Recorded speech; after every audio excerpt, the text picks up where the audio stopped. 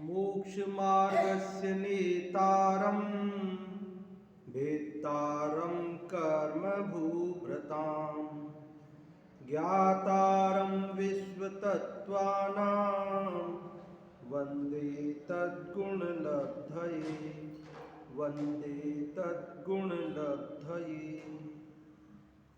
यह पद्मनंदी पंचविंशति का नामक ग्रंथराज है और इसकी रचना आज से लगभग 1000 साल पहले 11वीं शताब्दी में आचार्य पद्मनंदी देव के द्वारा की गई है।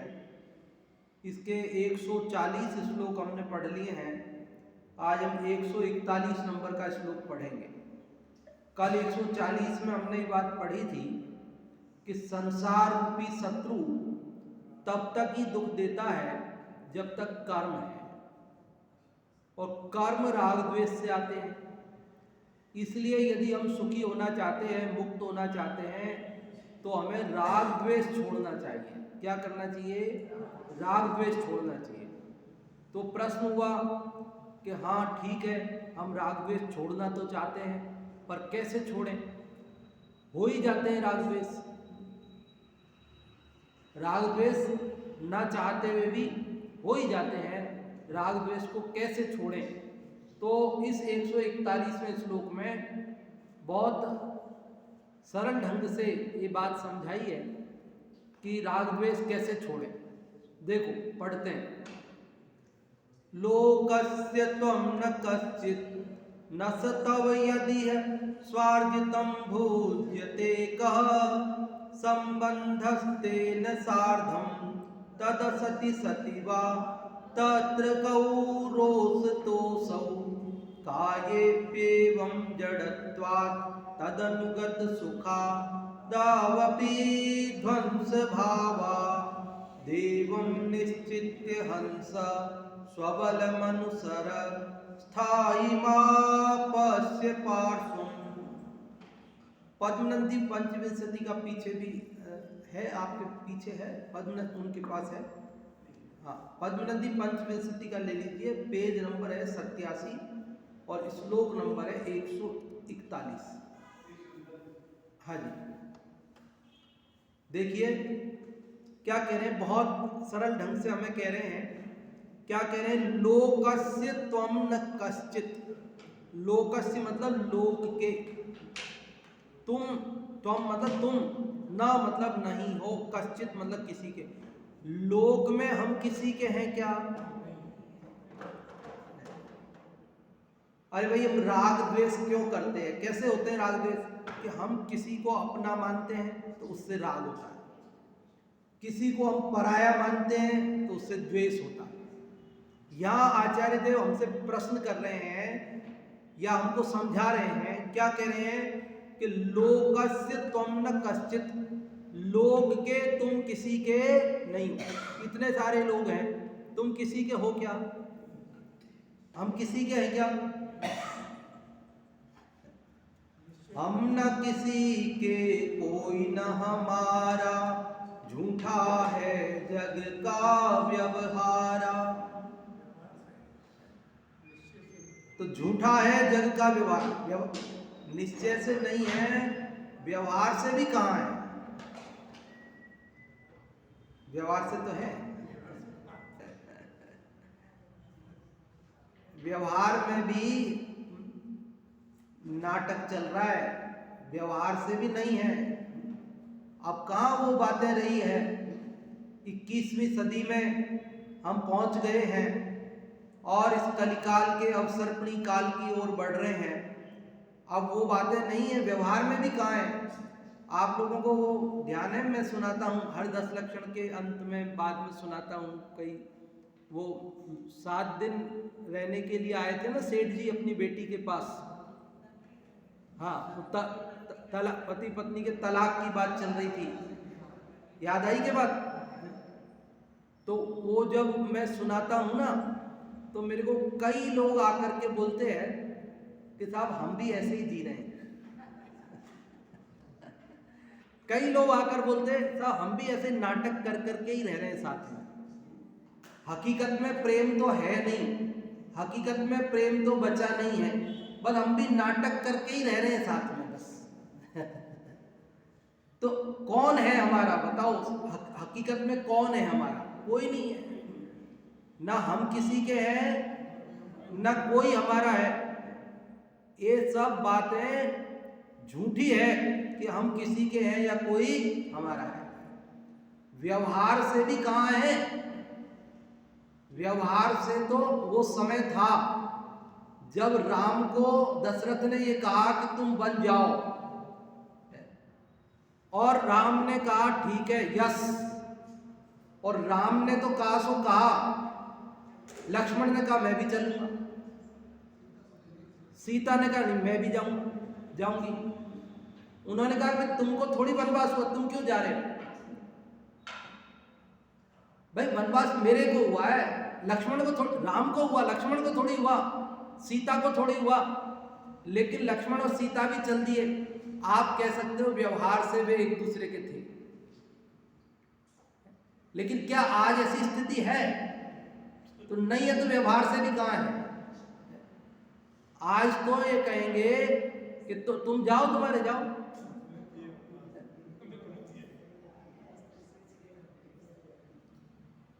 आज तो मेरा यहां से ट्रांसफर हो जाए तो मेरी पत्नी बोलेगी आप जाओ, आपको क्या मतलब है, हमको क्या, हम तो यहाँ रहेंगे अपने घर में आराम से, आप जाओ वहां किराए के मकान में रहो जैसे तैसे।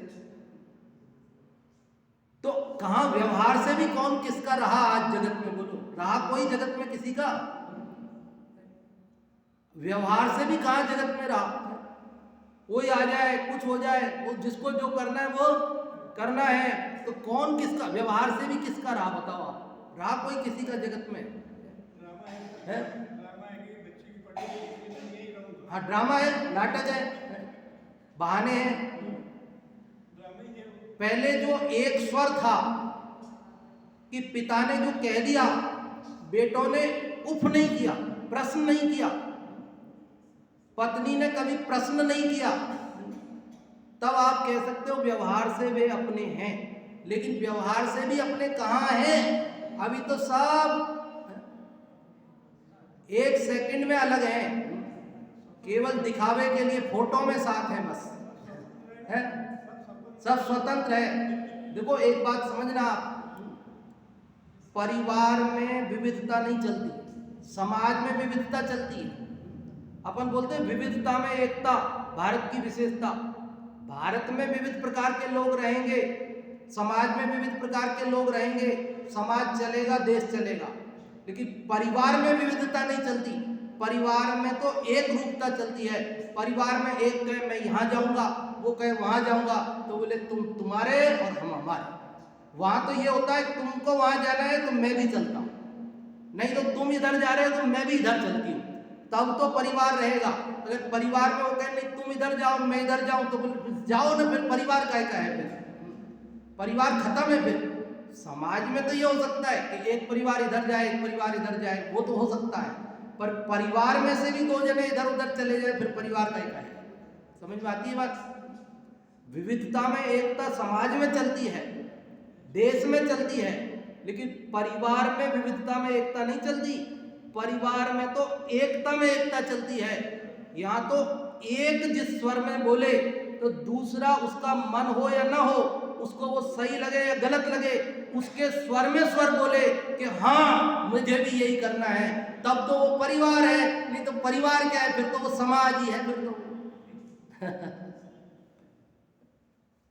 यहाँ परिवार में तो एक रूपता चाहिए, समाज में अनेक रूपता चल सकती है, देश में अनेक रूपता चल सकती है, पर परिवार तो नाम ही उसका है ना कि दो लोग चार लोग मिलकर के एक धारा में बहेंगे।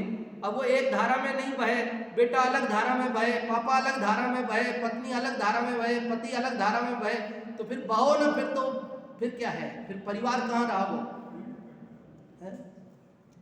तो अब तो देखने में 90% तो ऐसा ही आ रहा है। इसलिए ये कहना पड़ेगा, क्या कहना पड़ेगा कि व्यवहार से भी कोई अपना, निश्चय से तो है ही नहीं, निश्चय से तो कोई अपना।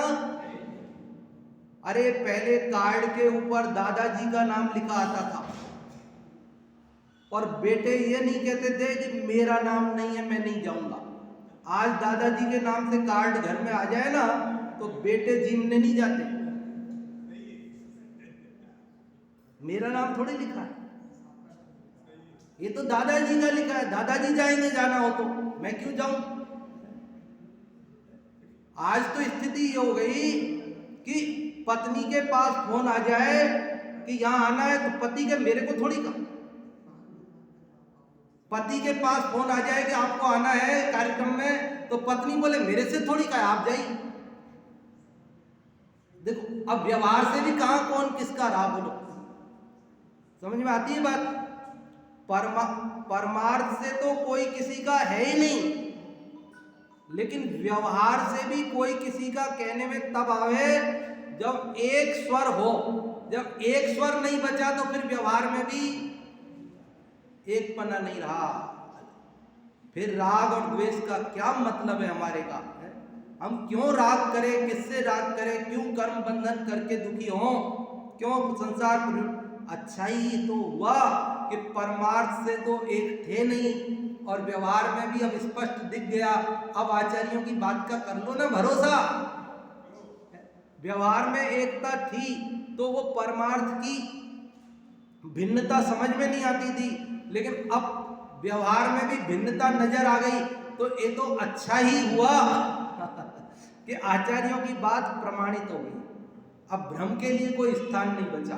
पहले तो भ्रम हो जाता था कि साहब ये सब बेटे बहू सब हमारी सेवा कर रहे हैं, रात दिन जग रहे हैं, ऐसे तो भ्रम हो जाता था, लगता था कि हमारे हैं। लेकिन अब तो वो भ्रम भी नहीं रहा। अब किस लिए जी भ्रम में जी रहे हो? अब भ्रम के लिए स्थान कहाँ है? अब भ्रम के लिए पहले तो वो मर जाते, वो नाटक किया था, पहले तो मर जाते तब पता पड़ता कि हमारे नहीं है। अभी तो जीते जी पता पड़ रहा है कि हमारे नहीं है। पहले तो मरने के बाद का नाटक करना पड़ा मेरे हैं कि नहीं ये देखने के लिए। अभी तो मरने का नाटक करने की जरूरत नहीं है, जीते जी दिख रहा है।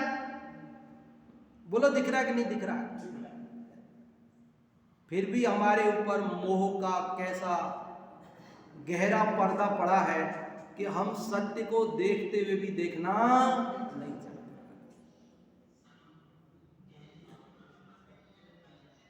पड़ोसी के बेटे की तारीफ करता है, बहुत होशियार है, बहुत अच्छा है,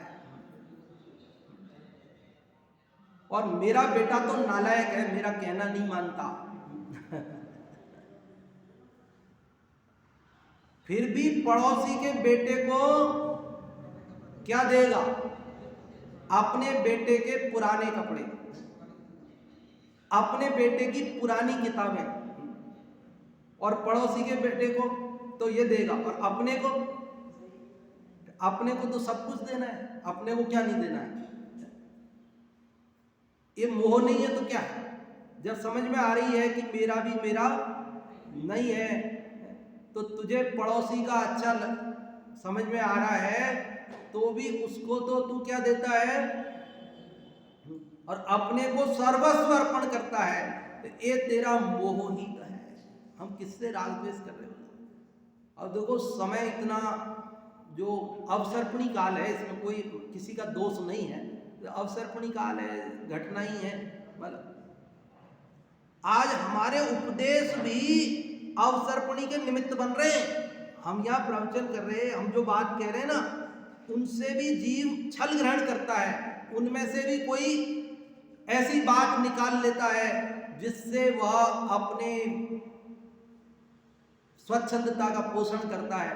तो क्योंकि अब वो कलिकाल, वो छठा काल आना है ना, तो वो आएगा, तो कैसे आएगा? ये हमारे उपदेश भी उस छठे काल के आने में निमित्त बनेंगे। हमारे उपदेश भी, ये जिनवाणी के उपदेश भी। क्यों? क्योंकि जीवों को अवसर्पणी है ना, तो नीचे गिरना है, तो नीचे गिरना है, तो नीचे गिरने में इन बातों को भी नीचे गिरने का निमित्त बनाते हैं। कई उपदेश देने वाले जो हैं, हाँ, वो भी गलत काम में लग जाते हैं। हाँ, तो फिर अवसर्पणी काल ही है ना। तो वही तो बात है, अवसर्पणी काल है तो अवसर्पणी काल में सब घटना ही घटना है ना, वक्ता को भी घटना है, श्रोता को भी घटना है, सबको घटना ही घटना है। सही काम को प्रोत्साहन होता ही नहीं है। हाँ, और झूठे काम के अंदर प्रोत्साहन दे देते। प्रोत्साहन दे देते। वो उद्देश्य कहाँ है? वो तो है ही। और इसी से ये धर्म का जो हास हो रहा है, इसका कारण यही है। कारण यही है भाई, जिस चीज को आप प्रोत्साहित करोगे वो बढ़ेगी, और जिसको हतोत्साहित करोगे वो घटेगी। आप अगर अच्छे व्यक्ति को प्रोत्साहित करोगे तो दूसरे भी अच्छे बनने की कोशिश करेंगे, और अगर आप बुरे व्यक्ति को प्रोत्साहित करोगे तो दूसरे लोग भी सोचेंगे कि ये केन प्रकार इस जैसा बन जाओ अपने, तो बस झूठ को प्रोत्साहन दिया पाप ही पाप है। तो वो बात बढ़ेगी भाई। जिस चीज को आप प्रोत्साहित करोगे वो बढ़ेगी, और जिसको हतोत्साहित करोगे वो। दादा बताते हैं ना वो बात आपको ध्यान में है कि पहले न्याय तीर्थ करते थे, जैसे शास्त्री करते थे ना, न्याय तीर्थ होता था पहले, बंबई से परीक्षा होती थी पहले, तो न्याय तीर्थ करते थे, मतलब जैन जैसे आज शास्त्री करते हैं। तो वर्णी जी वगैरह वो उन्होंने किया था, तो समाज ने उनको हाथी पे बिठा के जुलूस निकाला था। तो दादा कहते हैं हमने उसी दिन संकल्प किया था कि हम भी न्याय तीर्थ करेंगे, तो समाज हमको भी हाथी पे बैठा के जुलूस निकालेगा। भाई होता ना, सबको ऐसा लगता है, जिसका आप सम्मान करो तो उसको लगता है हम भी ऐसा काम करें।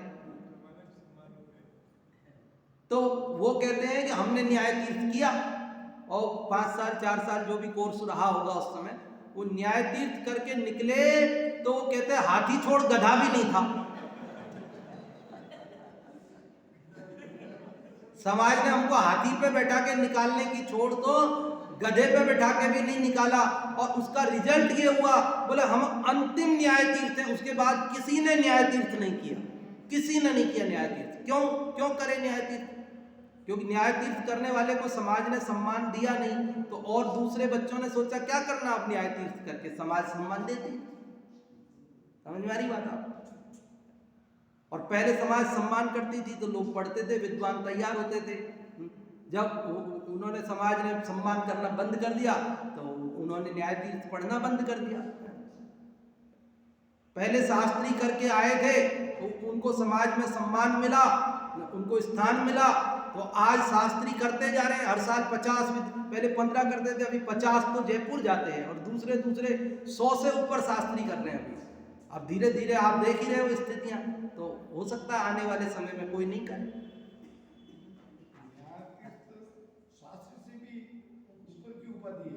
अब कैसे भी समझ लो, मुझे भी एक्यूरेट पता नहीं है, हो सकता है शास्त्री के ऊपर आचार्य जैसे करते हम जैन दर्शनाचार्य के, ऐसे होती होगी, जो भी होती होगी।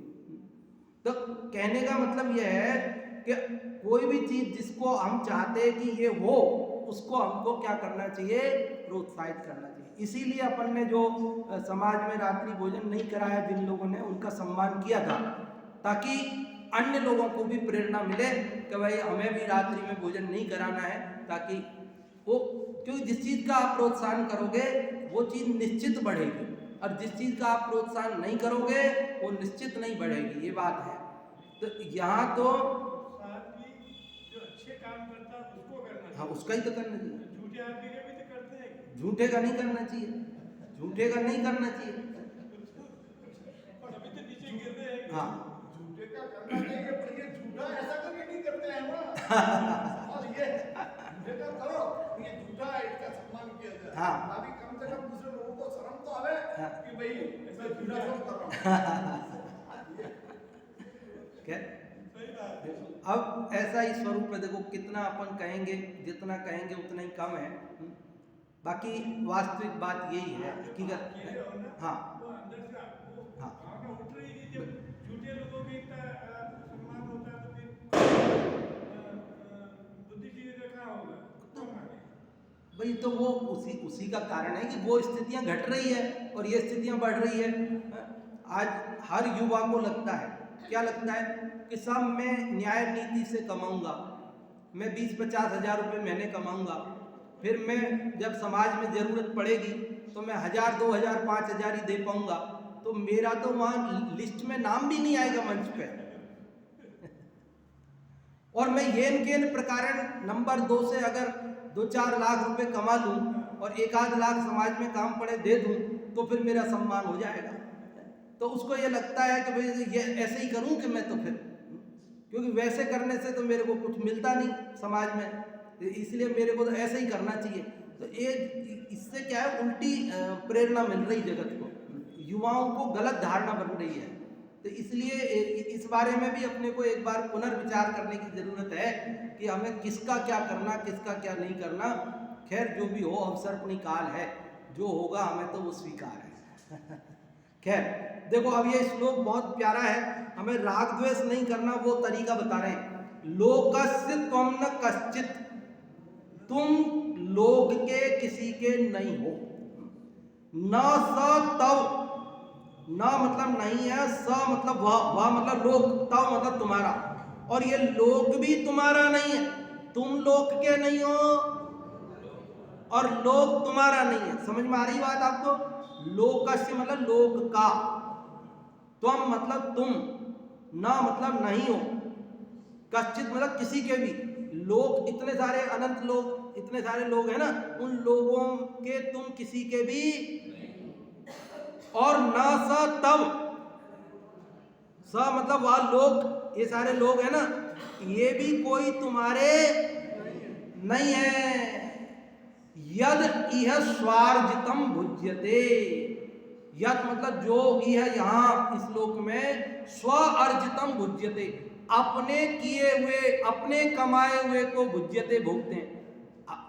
भाई मैं कमाता हूं, मैं भोगता हूं, किसको देता हूं? सामने वाला जो कमाता है वो भोगता है, वो मेरे को देता है क्या? आज मेरा कमाया हुआ मैं दूसरे को नहीं देता, दूसरे का कमाया हुआ दूसरा मेरे को नहीं देता। जैसे धन नहीं देता ना, ऐसे कर्म भी नहीं देता।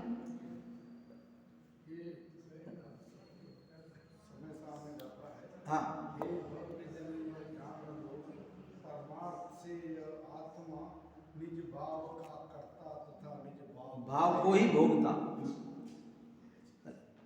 जैसे मैं आज 10 लाख रुपए महीना कमाऊं और मेरा भाई अगर 10,000 ही कमा पा रहा हो, तो मैं भाई को दे देता हूं क्या? नहीं देता हूं ना, सीधी सी बात है। और मैं 10,000 ही कमा पा रहा हूं और मेरा भाई 10 लाख कमाता हो, तो वो मेरे को दे देता है क्या? नहीं देता है ना। धन का तो पता है ना आपको। तो ऐसे ही कर्म भी देते लेते नहीं है। मैं पाप कमाऊं और भाई पुण्य करे, पुण्य कमाए, तो मैं पाप अपना भाई को नहीं दे सकता और भाई अपना पुण्य मेरे को। धन की बात तो सबको समझ में आती है, पर कर्म भी नहीं दे सकते, नहीं देते, नहीं दे सकते। अभी 2 श्लोक पहले ही तो ये बात पढ़ी थी अपन ने 138 में कि कुर्यात कर्म शुभम स्वयं असौ भुक्ते स्वयं तत्फलम। 138 का सार था ना कि स्वयं ही शुभाशुभ कर्म करता है और स्वयं ही उनका फल भोगता है। तो यही बात यहाँ पूरे श्लोक की बात एक शब्द में कही है, स्वार्जितम भुज्यते। स्वार्जितम भुज्यते मतलब अपने किए हुए कर्मों को अपन ही भोगते हैं। बोलो फिर कौन किसका रहा? कोई मेरा या मैं किसी का तब हूं जब मेरे कर्मों को वो भोग ले या उसके कर्मों को मैं भोग, तब तो वो मेरा या मैं उसका है। अरे और की बात जाने दो, चलो भाई भाई में नहीं बनती, पति पत्नी में नहीं बनती, माँ और बेटे में तो बनती है।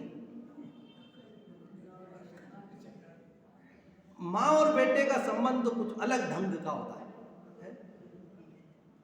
बाप बेटे की नहीं बनती, पर माँ बेटे की तो बनती है। बेटा समझ लो, बेटी समझ लो, कुछ भी समझ लो, तो वो तो है ना संबंध। तो मैं आपसे पूछता हूं, अरे बड़े होने के बाद नहीं बनती होगी, छोटा होता है तब तो बनती है। आप जो स्वीकार करो वही लाते उदाहरण, उसमें क्या है कि साहब बड़े होने के बाद नहीं बनती, पर छोटा हो तब तो 2 साल का हो, 5 साल का हो, तब तो बनेगी माँ और बच्चे की। कि हाँ साहब तब तो बनेगी, क्योंकि बच्चा भी माँ के पीछे पीछे, माँ के अनुसार, और माँ भी बच्चे के। अब तो ठीक है ना उदाहरण। अच्छा अब मैं पूछता हूँ उस 2 ही साल के 5 साल के बच्चे के सिर में दर्द हो रहा है, पेट में दर्द हो रहा है। अब माँ क्या कर सकती है? क्या कर सकती है? अब वो बच्चे को नींद नहीं आ रही, रात को पेट दर्द से परेशान है, तो माँ क्या करेगी? तब हींग लगा देगी। क्या करेगी? वो कह रहा है मेरे तो दुख रहा है, अभी ठीक नहीं हुआ, फिर क्या करेगी? जाग के बैठी रहेगी पास में उसके, सोएगी नहीं। और क्या करेगी कि नाना प्रकार से उसका मन बहलाएगी, उसको बातों में लगाएगी, उसका ध्यान डाइवर्ट करेगी, उसको गोली दवाई दे देगी, डॉक्टर को दिखा लाएगी। यही तो करेगी, और क्या करेगी? सिर दुख रहा है तो सिर दबा देगी, पैर दुख रहे तो पैर दबा देगी, पेट में दर्द है उसको सहला देगी। लेकिन उसका दर्द भोग सकती है क्या? उसका सिर दर्द, उसका पेट दर्द माँ भोग सकती है क्या? वो दर्द तो बेटे बेटी को ही भोगना पड़ेगा ना, या वो खुद भोग लेगी? बोलो, भोग सकती है? क्यों? वो चाहती नहीं, बनती नहीं उनमें, आपस में भोगना नहीं चाहती, इसलिए नहीं भोगती। क्यों? अरे बनती है, खूब भोगना चाहती है। वो तो कहती है कि ये तेरी उम्र मेरी उम्र तेरे को लग जाए, मेरा है ना, वो सब नहीं, बोलने का नहीं, दिल से चाहती है वो तो बच्चे के लिए। तो माँ तो दिल से चाहती है, केवल बोलती नहीं, अंदर से चाहती है वो तो। बच्चे के लिए मेरी उम्र तेरे लग गया तो बच्चे के लग जाएगी, चाहती है। पर लगती नहीं है, ये अलग बात है। चाहती तो है, वो चाहती है ये सिर दर्द मेरे हो जाए, ये बच्चे का ठीक हो जाए, बस मैं सहन कर लूंगी, मेरे हो जाए, पर ये बच्चे के ठीक हो जाए। तो हो जाता है ऐसे? नहीं होता ना। कर्म का फल कौन को भोगना पड़ता है? अपना अपने को, और दूसरे का दूसरे को। यही तो कहा है, लोकस्य त्वं न कश्चित्, तुम लोक के किसी के नहीं हो। न सतव यदि है, और ना ही लोक में कोई तुम्हारा है। स्वार्जितम भुज्यते, अपने अर्जित अपने कमाए हुए कर्मों को ही सब भोगते हैं। जो जो भी कर्म करते हैं, जैसा जैसा भी करते हैं, वैसा वैसा ही सब भोगते हैं। हमारा कोई दूसरा नहीं भोगता, और दूसरे का कोई हम नहीं भोगते हैं। वो दृष्टांत आपको सुनाया कई बार कि वो जो वाल्मीकि ऋषि पहले डाकू थे और लोगों को लूटते थे, ठगते थे। जब एक सज्जन साधु को उन्होंने पकड़ लिया तो उन्होंने कहा कि भैया तुम ये जो लोगों को ठगते हो, मारते हो, धन लूटते हो, ऐसा पाप क्यों करते हो? तुम्हें पता है इस पाप के फल को तुमको स्वयं को नरक में जाकर भोगना पड़ेगा अकेले। तो उसने कहा क्यों अकेले क्यों भोगना पड़ेगा? मैं जो धन लूट कर लेके जाता हूं तो हम पति पत्नी बच्चे सब मिलकर खाते हैं, तो कर्म का अगर कोई दंड भी भोगना पड़ेगा तो हम मिल बांट के भोगेंगे। तो बोले तुमने कभी पूछा है अपनी पत्नी और बच्चों से कि वो मिल बांट के भोगने के लिए तैयार है? तो बोले इसमें पूछने की क्या बात है, इसमें पूछने की क्या बात है? जब मैं गलत ढंग से कमा के ले जाता हूं तो मैं अकेला तो नहीं खा जाता हूं, सब अकेला थोड़ी खा जाता हूं, पत्नी बच्चे सब मिल बांट के खाते हैं, तो सबको मिल बांट के ही भोगना पड़ेगा, उसमें पूछने की क्या बात है? तो बोले नहीं नहीं एक बार पूछ के देखो। तो बोले ये होशियारी कहीं और लगाना, मैं पूछने जाऊं और तुम भाग जाओ। तो बोले नहीं नहीं ऐसी बात नहीं भाई, हम कहाँ भागेंगे, और तुमको विश्वास नहीं है तो तुम बांध दो यहाँ पे साकल से हमको और पूछ के आ जाओ। उसने बांध दिया और पूछने गया कि इमरजेंसी कॉल, आ जाओ जल्दी से एक जरूरी मीटिंग लेनी है। और पत्नी से पूछा तुमको पता है ना अपने कोई दुकान तो है नहीं, अपन कोई नौकरी करते नहीं, तुमको पता है ना मैं धन कैसे लाता हूँ, मैं तो लुटेरा हूँ, लूटता हूँ लोगों को। और आज कोई साधु बाबा पकड़ में आए हैं और वो कह रहे हैं कि इससे पाप लगता है और इसका दंड नरक में भोगना पड़ेगा और मेरे को अकेले को भोगना पड़ेगा, तो तुम मेरे साथ आधा आधा भोगोगी ना।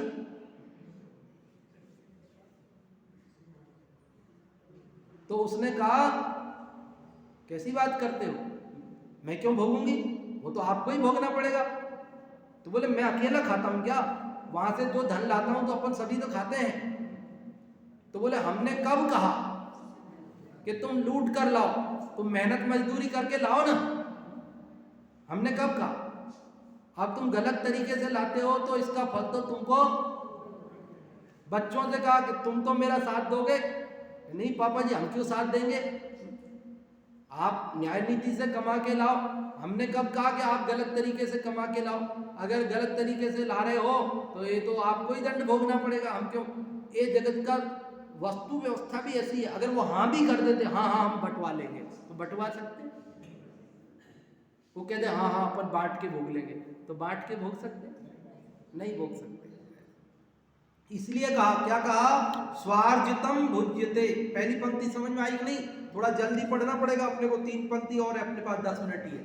देखो, लोकस्य त्वम न कश्चित्, लोक के तुम नहीं हो, न स तव, और वह लोक तुम्हारा नहीं है, यदि यह स्वार्जितम भुज्यते, क्योंकि सब अपने अपने अर्जित कर्मों को भोगते हैं। कह संबंध तेन सार्धम, कह संबंध तेन सार्धम, कह मतलब कौन सा संबंध है, मतलब संबंध, तेन मतलब उनके, सार्धम साथ, उनके साथ तुम्हारा क्या संबंध है। जब वे उनका कमाया खाते हैं, तुम अपना कमाया खाते हो, तुम अपने कर्म का फल भोगते हो, वो उनके कर्म का फल भोगते हैं, तो फिर उनके साथ तुम्हारा संबंध ही क्या है। जो तद असति सती बात तत्र कहू रोष तोसऊ, जो उनके असति, तद असति उनके नहीं होने पर रोष करते हो, द्वेष करते हो, और सतीवा, सती मतलब होने पर, उनके होने पर तोष करते हो, संतोष करते हो। परिजन साथ होवे तो तुमको संतोष, और वो दूर चले जाए तो तुमको रोष आता है। तो बोले वो तुम्हारे थे ही कब, हैं ही कब, जो पास में हुए तो तुम संतुष्ट हो जाते हो और दूर चले जाए तो द्वेष करते हो। राग और द्वेष का आधार ही खत्म हो गया ना, कि तेरा कर्म तुझे भोगना है, उनका उन्हें भोगना है, तुम्हारा वो नहीं भोग सकते, उनका तुम नहीं भोग सकते, बटा के नहीं भोग सकते, तो फिर ये राग द्वेष क्यों करते हो। क्या कह रहे हैं, तद असति सतीवाद तत्र कौ रोष तोसौ, फिर उनके होने नहीं होने पर तुम राग द्वेष क्यों करते हो। अच्छा, लोगों के साथ तो ठीक है, अब लोगों की बात तो समझ में आ गई कि लोग तो हमारे नहीं है साहब, और हम भी लोगों के नहीं हैं, और उनसे तो हम कोई राग द्वेष नहीं करेंगे, ठीक है, ये बात तो हमारे समझ में आ गई। लेकिन ये शरीर तो अपना है। हाँ देखो, बच्चे अपने नहीं है, भाई अपना नहीं है, पत्नी अपनी नहीं है, माँ बाप अपने नहीं है, वो तो समझ में आ गई, मित्र अपने नहीं है, रिश्तेदार अपने नहीं है, पर अपना शरीर तो, शरीर तो अपना है, शरीर से तो राग द्वेष करें। शरीर सही रहे, स्वस्थ रहे तो अच्छा लगता है, राग होता है, और थोड़ा बीमार पड़ जाए तो बुरा लगता है। द्वेष, शरीर के प्रति तो राग द्वेष करें कि नहीं करें। तो वो कह रहे हैं कायेप्येवं जड़त्वात्, कि शरीर तो जड़ है, तेरी जाति का भी नहीं है, तू उससे क्या राग द्वेष कर रहा है। तू तो ज्ञान स्वभावी है और शरीर जड़ है, वो तो अचेतन है, उससे तो तेरा स्वभाव ही मेल नहीं खाता भाई। तू तो अमर है और ये नाशवान है, तू तो अजन्मा है, तू तो अनंत काल रहने वाला है, और ये तो क्षणभंगुर है, इससे काहे की दोस्ती तेरी। आने जाने वालों से दोस्ती नहीं की जाती, कि परदेशियों से प्रीत नहीं करते हैं। एक शरीर तो परदेशी है, क्योंकि ये तो आता है और चला जाता है, लेकिन आत्मा सदा रहता है। इसलिए कह रहे इस जड़ से, शरीर से भी राग द्वेष मत करो। किससे मत करो?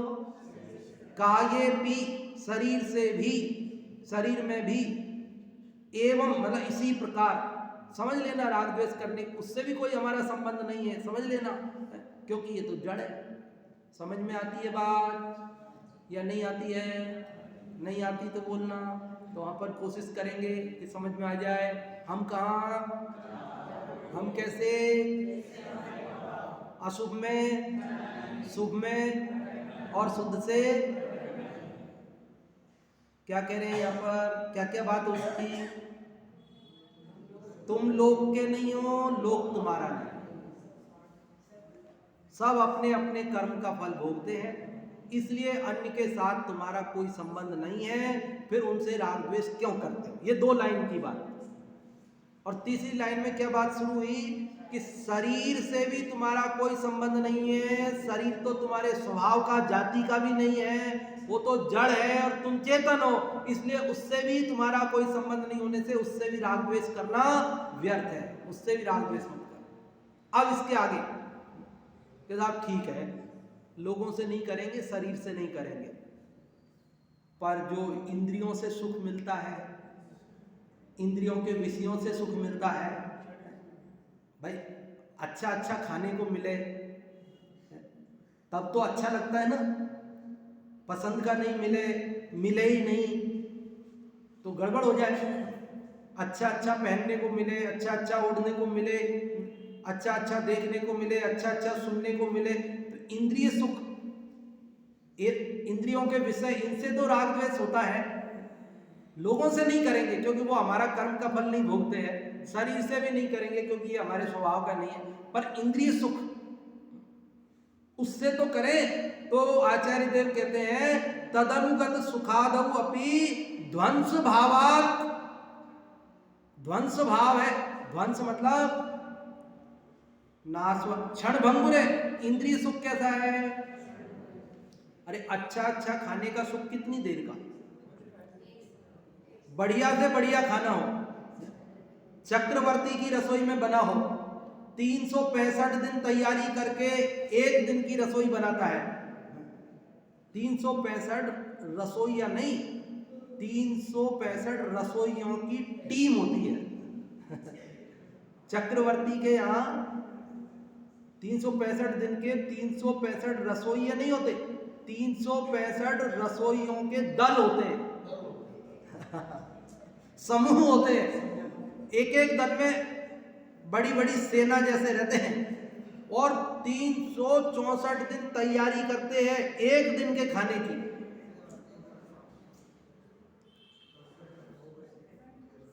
और फिर वो जो खाना परोसते हैं वो चक्रवर्ती खाते हैं। लेकिन उस खाने का आनंद भी कितनी देर का, उस खाने का आनंद कितनी देर का। तो जगत में कहावत है उतरियो घाटी हुयो माटी। ये यहाँ गर्दन के यहां से ये घाटी पार हुई, स्वाद तो खत्म और वो मिट्टी हो गया, मल हो गया, गंदगी हो गया। अगर वो कदाचित बाहर आ जाए किसी भी रास्ते से तो देखना तक,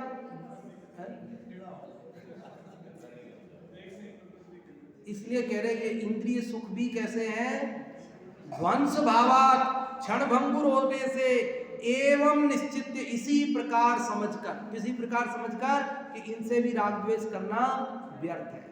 किस किस से राग द्वेष छुड़ा दिया?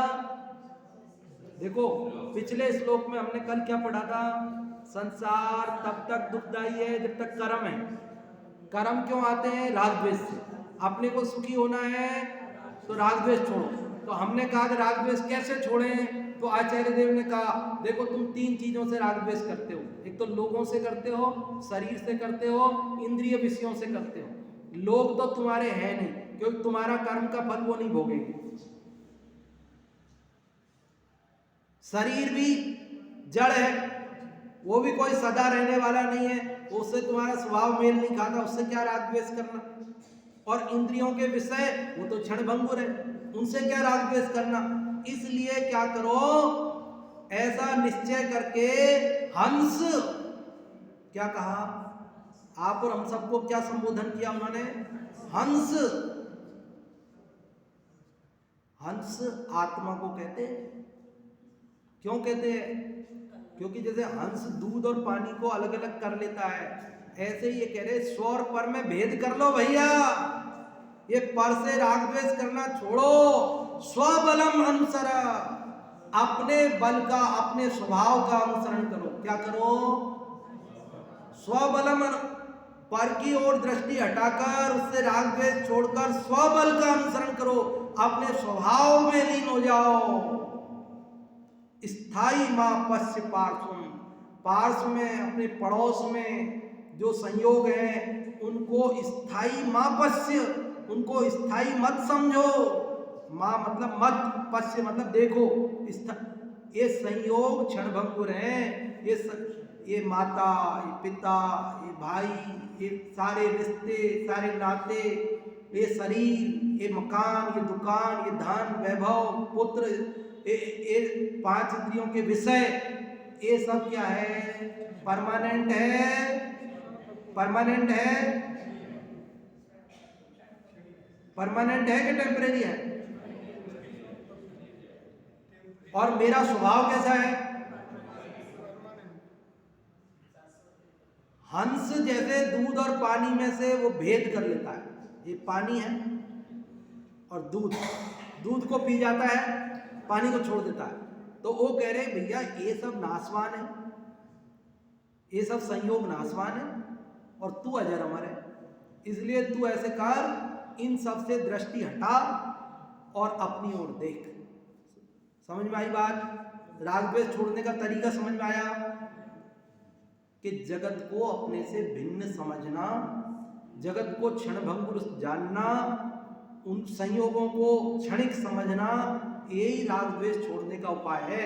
हम राग द्वेष क्यों करते हैं? कि जब जगत को हम अपना मानते हैं, पराया मानते हैं। पराया मतलब पराया नहीं मानते, वो पराया मानते हैं ना, वो भी अपने का ही भेद है। हम जो अपना पराया करते हैं ना राग द्वेष, वो पराया नहीं है। जब पराया समझते हैं तो सब पराया, जब कुछ पराये और कुछ अपने कर देते हैं तो फिर वो पराये नहीं है। वो पराये तो हम बोल रहे हैं, बनाना तो उनको भी अपना चाहते हैं। जिनको हम पराया बोल रहे हैं ना, तो साहब ये तो हमारे नहीं है, तो ये तो हमारे नहीं है मतलब वो तेरे मन में कसक है कि हमारे क्यों नहीं है, काश वे भी हमारे हो जाते। मतलब वो पराया, अपना पराया करता है ना, तो पराये को भी पराया नहीं है वो उसके मन में। लेकिन सचमुच पराया समझे तो फिर जगत में कोई अपना दिखे नहीं अपने सिवाय, तब सचमुच पराया है। देखो अब समय तो हो ही गया है, मैं जल्दी से हिंदी वाला पढ़ देता हूं। देखो हिंदी वाला सब मेरे साथ पढ़ो। तुम न किसी के कोई न तेरा, स्वयं शुभाशुभ कर्म करे, अतः वृथा संबंध अन्य से, रोष तोष भी व्यर्थ अरे।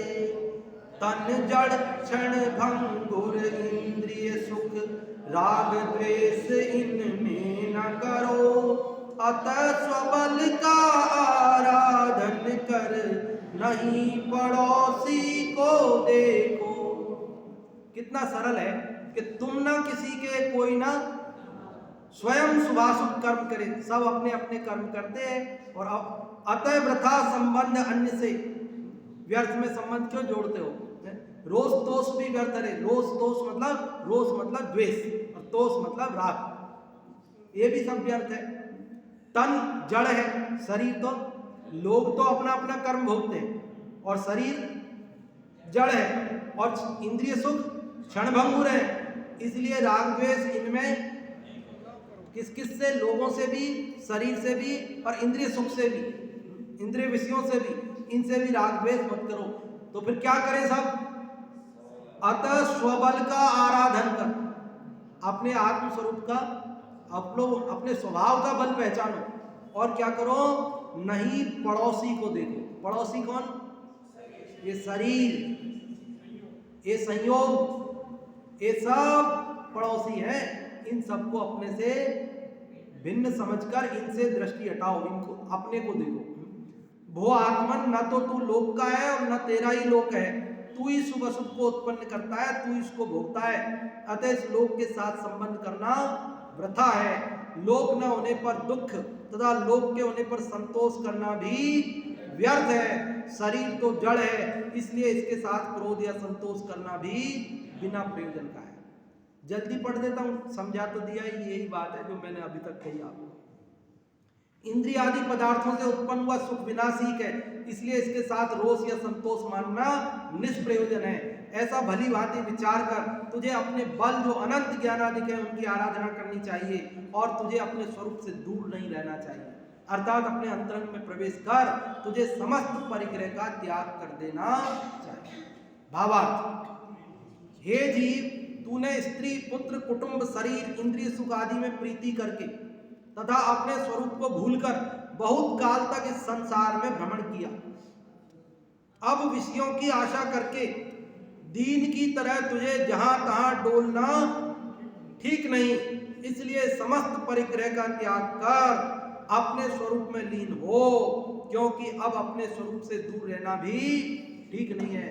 या अनादिकाल से हम अपने को भूलकर पर से राग द्वेष करके कर्म बंधन करके संसार में दुख उठा रहे हैं। यदि हमें संसार परिभ्रमण अच्छा नहीं लगता हो, अगर हमें परिभ्रमण से बचना हो, सुखी होना हो, राग द्वेष छोड़ना चाहिए। क्यों? क्योंकि राग द्वेष करने का आधार ही नहीं है, क्योंकि पर तो पर है, शरीर भी पर है, इंद्रियों के संयोग भी, विषय भी क्षणभंगुर है, इसलिए इन सब से भिन्न अपने स्वभाव की ओर देखो, पर से दृष्टि हटाओ, राग द्वेष छूट जाएगा, परम सुखी हो जाएगा।